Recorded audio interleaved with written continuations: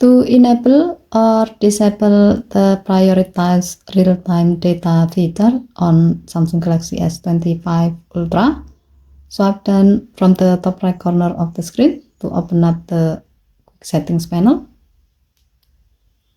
and then tap setting icon, tap connection, next tap Wi-Fi, tap more icon or three vertical dot icon at the top right, and then tap intelligent Wi-Fi.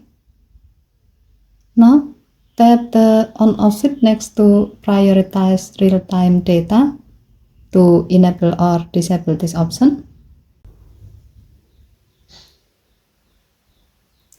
When the switch turns blue, it means that this option is on and your phone will give network priority to games, video calls, and other tasks that are sensitive to lag, while background data usage will be given less priority.